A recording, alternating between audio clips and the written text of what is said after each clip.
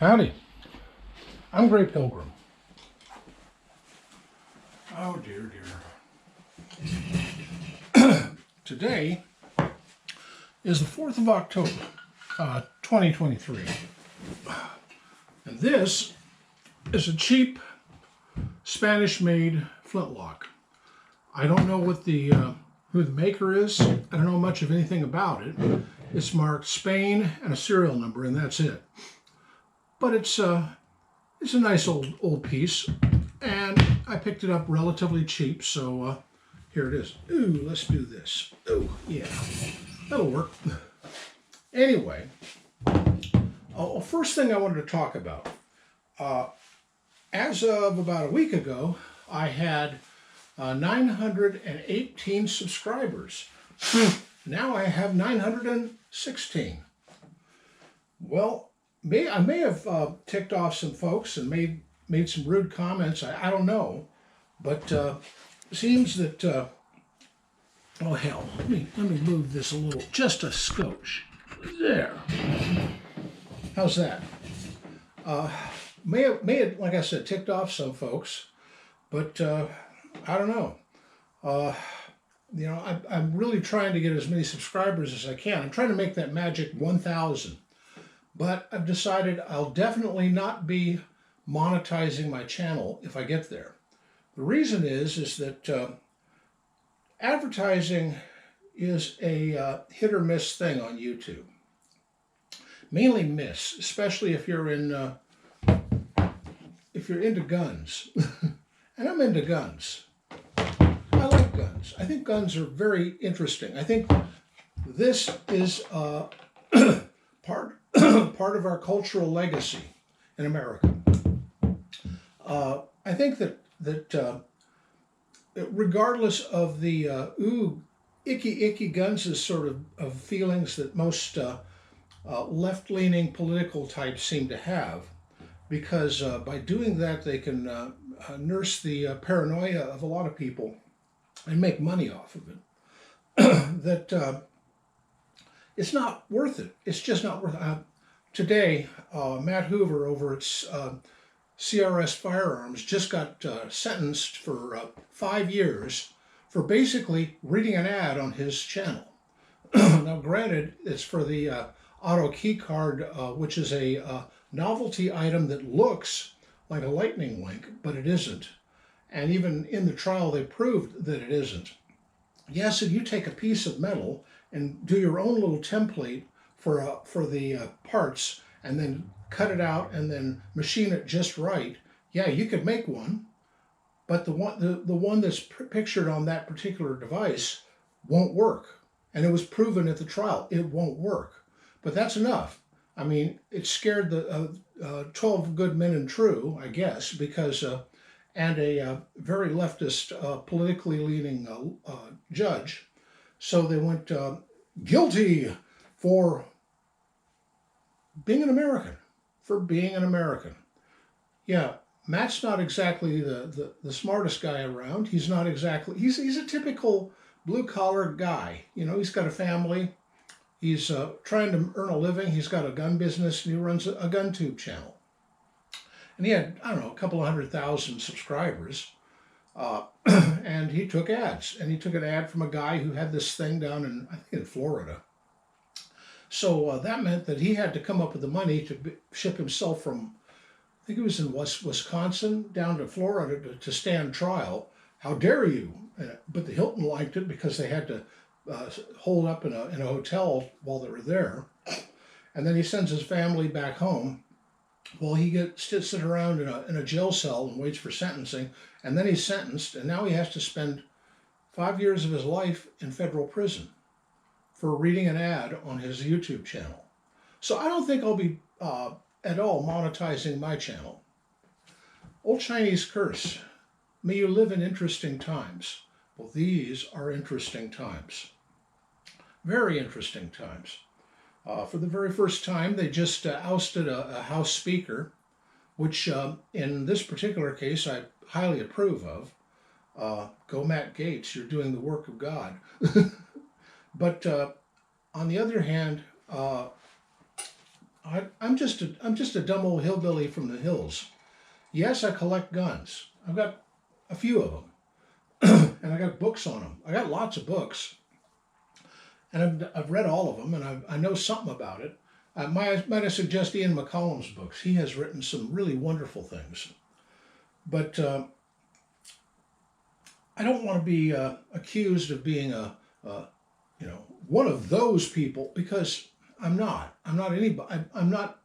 I'm not a Republican. I'm not a Democrat. I'm not anything. I'm just a guy. But I don't know what the hell's going on. I used to believe that I lived in the United States of America, and now I'm not so sure. I'm really not sure. You know, it's not the same country it was when I was a kid. I've seen it almost all of the civil rights of the people whittled away. Heck, you can't say what you believe online. You can't. I mean, you used to be you just write a letter to the editor. That was the only way a Joe Q average could actually say anything, and only the elite got to get their byline printed. And now you have to go to some kind of college to get the right to do that. You've been authorized as a reporter. You go to interview somebody like a politician. Well, are you on the approved list of politically allowed reporters? Are you with a major news organization? No, I'm a human being. I'm with the citizens of the United States of America, and I'd like to tell them what the heck you're doing as you're over there raiding the piggy bank and taking home a bunch of lobbyist money so that you can appropriate more to Raytheon and Boeing and people like that to bomb the heck out of some people that I don't even know and I don't care about. They've been doing that since I was a little kid. Now I remember, I'll tell you this tale. When I was a boy, I was in a high school in southern New Mexico, a absolutely out of the way boondock town. It was during a presidential election, 1960s.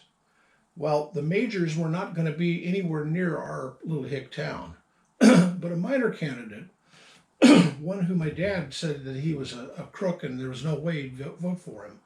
But irregardless, this fellow was going to do the old Abraham Lincoln type thing, a whistle-stop campaign, ride a train across the country, get on that little platform on the back and say, "My fellow Americans," do a speech. Well, as he's getting ready to show up, I mean, it was scheduled, it was planned. They let all of us out of the high school, and everybody was over there at the train station waiting to see who this guy was, what he had to say. Well, we never got to hear what he had to say. Here's why. Before he showed up, 2 buses pulled into town. On the side of it, somebody had, one of those magnetic stick-on labels that said CBS News. It was on both buses. Well, they both pulled up. And out of the first thing that came out was a bunch of guys like caterers, the white suits, the white chef hat, and they set up a table and put tablecloths down and started setting out food. Well, being a high school kid, there were 2 things, girls and food. Those were the 2 things on my mind. So I'm looking and thinking, hey, are they going to invite us all to dinner? No. Well, out of that bus stepped, at the time, well-known reporter, somebody who'd been on TV many times, and CBS. And he was, his makeup people, his producer, some cameramen, all of those kind of people show up. And they sort of arrange things. And as they're doing, the caterers are putting the food out, and I'm watching the food, of course. Well, as they're doing that, out of the other bus, a whole bunch of really scruffy-looking people with signs step out. And they go and arrange themselves by the track a little ways away from the people of the town who are standing there going, what in the world is going on? And when the train pulls up, the people, those scruffy-looking people, started shaking their signs, screaming obscenities, and screaming so loud that when the politician came out on the little platform to talk to us, you couldn't hear a word edgewise of what he was saying. Well, he tried several times and finally said, oh, to heck with it, went back inside, and the train pulled out. And we're all standing there thinking, this is what we showed up for? While that was happening, that reporter set himself up, oblivious of the train pulling out, and started repeating over and over. He would do it in brisk tones, then happy tones, then then grim tones, various markets around the country that he was doing a report for, saying how this evil candidate had shown up and started an almost riot in this small town. And he was there reporting on the riot. And then he went over and interviewed some of the people he brought with him. I'm watching this because I was standing near him, and I'm thinking, this is ridiculous. He's not talking to anybody in town. He brought his own ready-made mob for hire with him. This is ridiculous. That was 1968. I have not believed any politician or media since. Period. Zip. None. I believe people who tell me word of mouth hearsay. Why? Because at least it's what they believe. I know this is a rant video. I am so sick of what I see on mainstream media. I got rid of my cable, I don't know, 8 years ago or so. But I wasn't watching it much before that. Let me tell you something. I worked night shift most of my early working career. When they put me on night shift, I lost a habit, the primetime habit. I stopped watching primetime television. I was working.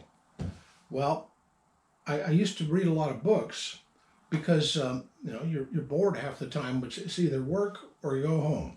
So it's either drink something or read something. So I'd read something. I read a lot.